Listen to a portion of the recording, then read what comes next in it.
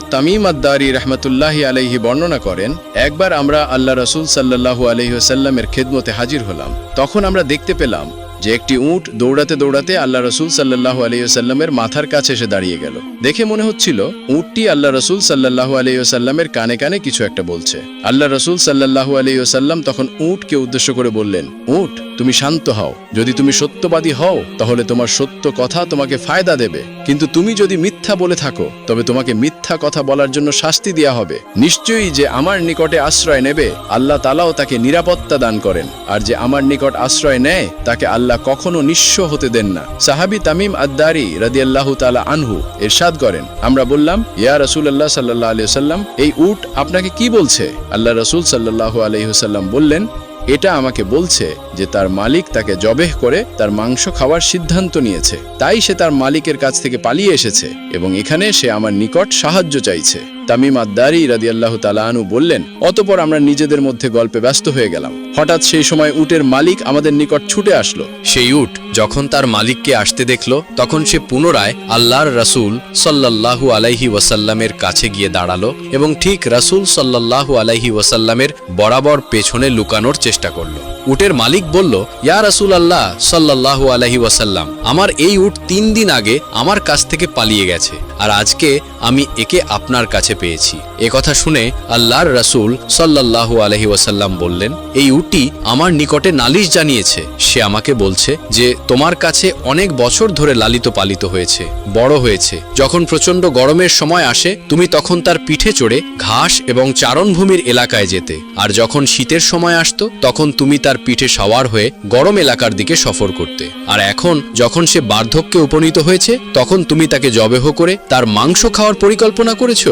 উটটির মালিক বলল, ইয়া রাসূলুল্লাহ সাল্লাল্লাহু আলাইহি ওয়াসাল্লাম, ঘটনা ঠিক তেমনই যেমনটা আপনি বর্ণনা করেছেন, কিন্তু প্রশ্ন হলো উটটি আপনাকে সব জানালো কিভাবে? এই কথা শুনে আল্লাহর রাসূল সাল্লাল্লাহু আলাইহি ওয়াসাল্লাম বললেন, আচ্ছা বলো তো, একজন অনুগত একনিষ্ঠ খাদেমের তার মালিকের প্রতি খেদমতের প্রতিদান কি এটাই পাওয়া উচিত? উটের মালিক বলল, হে রাসূল সাল্লাল্লাহু আলাইহি ওয়াসাল্লাম, এখন আমি একে বিক্রি করব না, একে জবেহ করব না। আপনি যা অনুমতি দেবেন আমি তাই করব।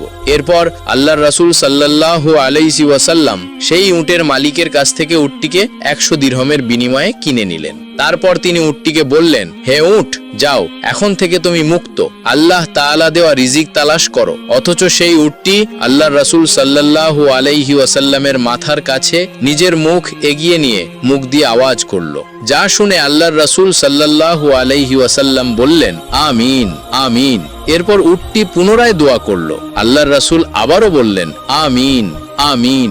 উটটি পুনরায় দোয়া করলো। আল্লাহর রাসূল তৃতীয়বারের মতো বললেন, আমিন, আমিন। কিন্তু উটটি যখন চতুর্থবার একটি শব্দ করলো তখন আল্লাহর রাসূল আমিন তো বললেনই না, বরং আবেগপ্রবণ হয়ে কাঁদতে শুরু করলেন এবং বলতে লাগলেন, হায় আমার উম্মত, হায় আমার উম্মত। এমনকি রাসূল সাল্লাল্লাহু আলাইহি ওয়াসাল্লামের চোখ থেকে অশ্রু বের হতে লাগলো। সাহাবী তামিম আদ-দারি রাদিয়াল্লাহু তাআলা আনহু বললেন, আমরা জিজ্ঞাসা করলাম, হে রাসূলুল্লাহ সাল্লাল্লাহু আলাইহি ওয়াসাল্লাম, এই উট আপনাকে কি বলছে?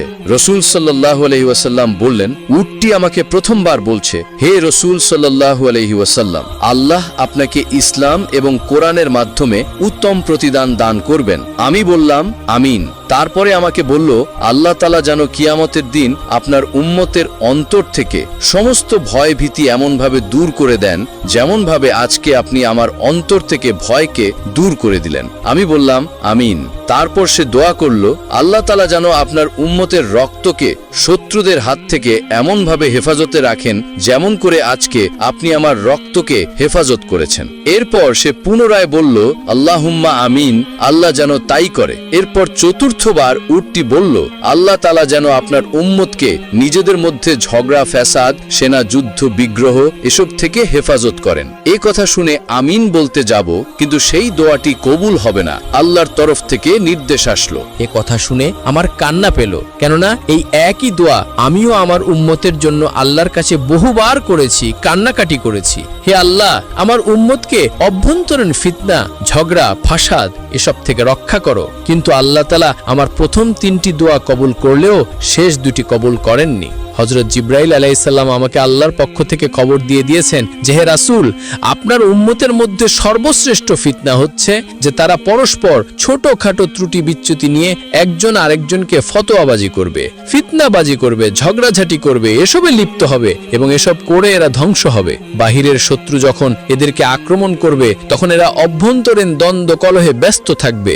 এসব কিছু যা ঘটবে সবই তাকদিরে লিখা হয়ে গিয়েছে। কাজেই এই ক্ষেত্রে আল্লাহ আপনার দোয়া কবুল করবেন না। আল্লাহু আকবার। আমাদের প্রিয় নবী রাসূল সাল্লাল্লাহু আলাইহি ওয়াসাল্লাম শুধু মানব জাতির জন্যই নন, তিনি ছিলেন সমগ্র জগৎ, মানুষ, জিন ও সমস্ত প্রাণীর জন্য রহমত। আল্লাহ তাআলা তাকে পাঠিয়েছেন দুনিয়ার অন্ধকারে আলো ছড়ানোর জন্য। তার শিক্ষা ও আদর্শ আজও আমাদের পথ দেখায় শান্তি ও সত্যের দিকে। তো এটাই ছিল আমাদের আজকের ভিডিও। যদি ভিডিওটি আপনার কাছে ভালো লেগে থাকে তাহলে অবশ্যই লাইক দিন।